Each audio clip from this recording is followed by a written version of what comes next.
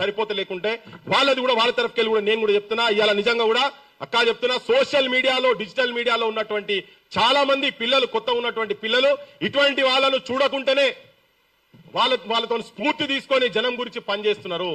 వాళ్ళేమో మన సైడ్, మన దిక్కేమో ధృతరాష్ట్ర కౌగిలి ఉన్నది. ఇంతకుముందు అక్క మాట్లాడుకుంటూ మాట చెప్పింది, పవన్ కళ్యాణ్ వచ్చి ఉస్మానిస్టుల మాట మాట్లాడిండు తెలంగాణకు సపోర్ట్ గా అని చెప్పని. కానీ కాదు, వాళ్ళ ధృతరాష్ట్ర కౌగిలి ఎప్పుడైనా గుర్తుపెట్టుకోండి. ఈ రెండు కళ్ళ సిద్ధాంత బోళ్లను, ఈ ధృతరాష్ట్ర కౌగిలి చేసుకునేటోళ్లను వాళ్ళ నసలు కూడా మొత్తం వాళ్ళ తరాలను కూడా ఎవరు నమ్మొద్దు. అట్లనే అదే తరంకెళ్ళే ఇవాళ లోకేష్ అంటోడు వచ్చిండు. లోకేష్ అట ఎట్టి పరిస్థితులలో ప్రొఫెసర్ నాగేశ్వరం తీసుకొచ్చి బొక్కల వాడాలని చెప్పారన్నట. నాకు ఒక విశ్వసనీయంగా నేను చెప్తున్నా, నాకు చెప్పిన ఎవరు ఎట్టి పరిస్థితుల్లో బొక్కల వాడేయాలి, ఈయన తీసుకొచ్చి అక్కడ వేస్తేనే తెలంగాణలో ఈ ఎవడు మాట్లాడాడు. అరే రారా లోకేష్, నువ్వు వస్తావో, నీ సైన్యం వస్తుందో, నీ అయ్య వస్తాడో రాండ్రి, లేకపోతే నీతో ఉన్నటువంటి వాడు పవన్ కళ్యాణ్ వస్తాడో, ఆయనకున్నటువంటి ఈ బూతు పురాణంలో పాండిత్యం పొందినటువంటి నీ సహచరులు కావచ్చు, నీ అనుచరులు కావచ్చు. ఇప్పుడే చెప్పిందక్క, ఎటువంటి బూతులు ఆడోళ్ళని చూడకుండా కూడా మాట్లాడారు కదా. ఎవడొస్తాడో రాండ్రి, డేట్ పెట్టుకుంటారా, బార్డర్లో కొట్లాడదామా, ఏడ కొట్లాడదాం, మీ జాగలో మీరు ఉండుర్రి. మీరు పాండిత్యంలో వస్తారా, చర్చకు వస్తారా, చర్చ చేద్దాం. విగ్రహాలు కావచ్చు, ఇటువంటి వాళ్ళ మీద కేసులు పెట్టుడు కావచ్చు, ఎటువంటి వాటి అయినా కానీ మాట్లాడదాం.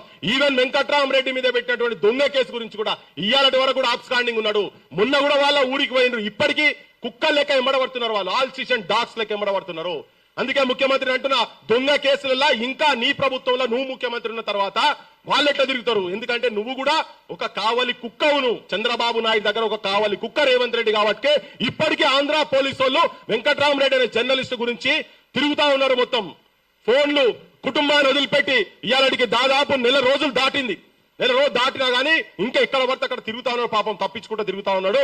కానీ తెలంగాణ ప్రజలు వాళ్ళని గుండెలో పెట్టుకున్నారు. ఇలా అట్లనే నాగేశ్వర్ సార్ను కూడా, నాగేశ్వర్ సార్ కు మన బలం అవసరం లేదు తెలియదు. కానీ తెలంగాణ సమాజం మొత్తం మేధో సంపద ఉన్నటువంటి వాళ్ళు మొత్తం భారతదేశంలో మంచి, ప్రపంచంలో మంచి నీతి నిజాయితీ ఉన్న ప్రతి ఒక్కరు ఎవరైనా కానీ సార్ వెంబడి ఉండాల్సిందే. అందుకే మేమందరం మొత్తం ఏకతాటిగా ముక్త కంఠంతో అందరం ఒక్కటయ్యి రేపు సార్ వెంబడి ఉంటాం. బరాబర్ సార్, మీరు కూడా దేనికి వెనుక పోవాల్సిన అవసరం లేదు. మీకే ఆ బలం ఉండొచ్చు. కానీ మీరు ఒక్కసారి అన్న తర్వాత ఇక ఉండండి.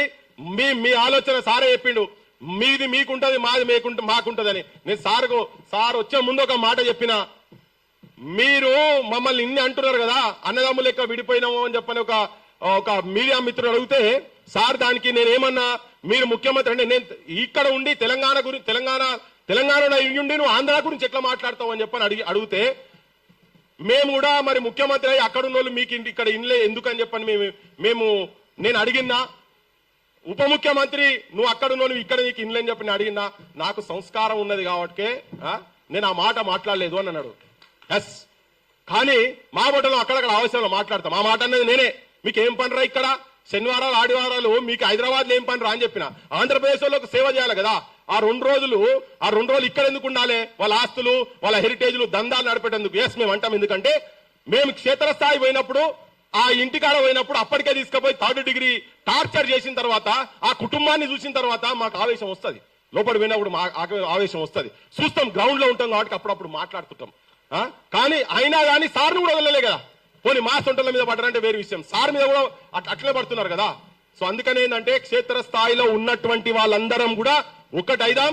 ఇటువంటి ఏది జరిగినా, గతంలో సందేక సొంటోళ్ళు వాళ్ళకు కావచ్చు, తులసి చంద్ వాళ్ళకు కావచ్చు, కొంత అక్కడిక్కడ గ్యాప్ జరగవచ్చు. కానీ ఇక ముందు ఎక్కడ తెలంగాణకు సంబంధించినటువంటి అస్తిత్వంగా ఓన్లీ తెలంగాణ కూడా పక్కకు పడేసి మానవత్వం మీద కించపరిచే రీతిలో మనుషులు కాకుండా మృగాలుగా ప్రవర్తించేటువంటి వాళ్ళ పట్ల తెలంగాణలో క్రాంతి దళ్ కావచ్చు, పృథ్వీరాజ్ కావచ్చు, ఇట్లా ఆలోచించే అన్ని సంఘాలను కూడా ఎంబడి ఉంటామని చెప్పి మీ అందరికీ విజ్ఞప్తి చేస్తూ, ఆఖరిలో నేను సార్ ప్రొఫెసర్ నాగేశ్వర్ గారిని, మన బొగ్గు బిడ్డ ఎట్లయితే బొగ్గులకెళ్ళి కరెంట్ ఉత్పత్తి అయి మన ఇళ్లలో వెళ్తురు ఎట్లిస్తుందో అట్లా ప్రపంచానికి జ్ఞానాన్ని పంచేటువంటి ప్రొఫెసర్ నాగేశ్వర్ సార్ మన బొగ్గు బిడ్డ, మందమర్రి బిడ్డను మాట్లాడవలసిందిగా కోరుతున్నాను.